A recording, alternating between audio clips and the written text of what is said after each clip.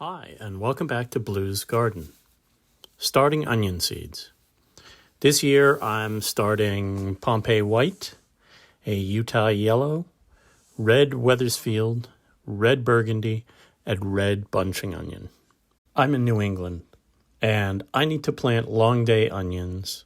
We have much more sunlight up here, so long day onions grow in New England. As always, I start with my seed starter, and I sift to get all of the big chunks out, break all that peat down and get all the big chunks out. And I will do the same for some potting soil. Onion seed trays. I take the bottom half of the tray and I fill with potting soil that's been sifted, and the top half I fill with the seed starter. I'm going to start with the Utah Yellow. It's a sweet onion. The seeds are very tiny, so I overseed them on the top, which means I just put a lot of seeds into the pot. See how tiny they are? Very tiny. And then I put a very fine amount. I'm actually going to do 2 trays of those. A very fine layer of seed starter on the top. Usually the rule of thumb is about the thickness of the seed. So, and don't forget to label. Now, when I say overseed, there's just dozens and dozens in there, and I'll split it when it comes time for going outside and seed starting. Next up, I'm starting some red Burgundy, which is a nice long day onion for my area here in New England. Again, overseed, which means lots of seeds in there.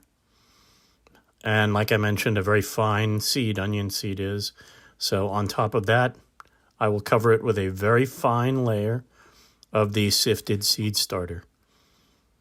I'm not pressing it hard, just contact it. And don't forget, label it, because until they start bulbing up, you won't know.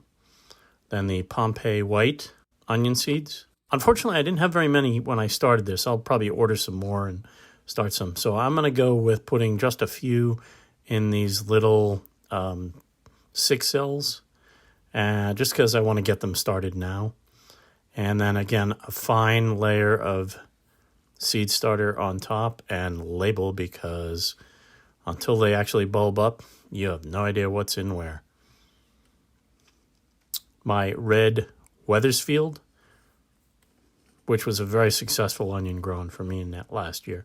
I have a few packets of those. Overseed, lots of onions in there. I'll break them all apart. The onion starts when it's time to transplant them outside. They're very easy to untangle the roots. Seeds contact the soil, very fine layer on top. Just enough so that they're covered barely. And tap it lightly. I don't push down hard at all. That's the second tray I did of the Utah onion, and then label up my red Wethersfield.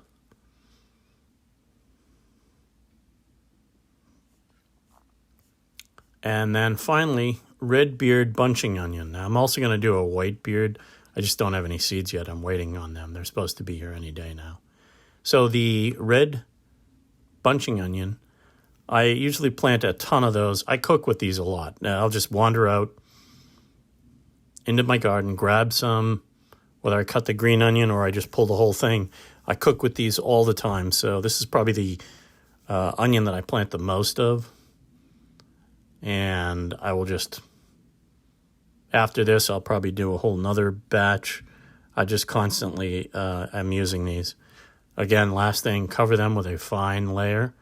Tap, tap, tap. Now, this is all going to go. Oh, yeah, don't forget the label.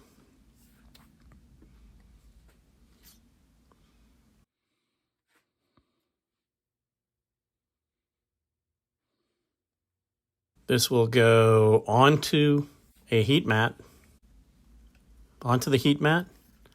Get a little water in there to bottom water.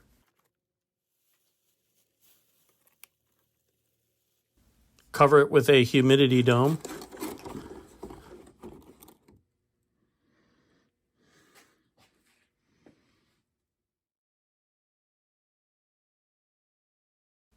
Oh, I seem to have had a little accident here with the Temptations. Who do you think did it? Was it Little Tiki? Or, since I found him headbutting it, you think it was Tucker? It takes about 5 to 10 days for these to germinate. The red-beard bunching onions came up first, and then I'm seeing everything else come up over the course of 10 days or so.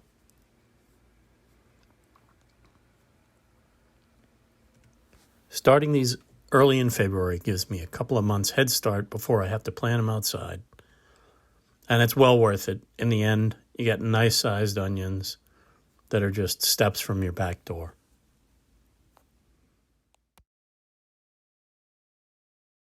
Thanks, and don't forget to like and subscribe for more Blues Garden Tips.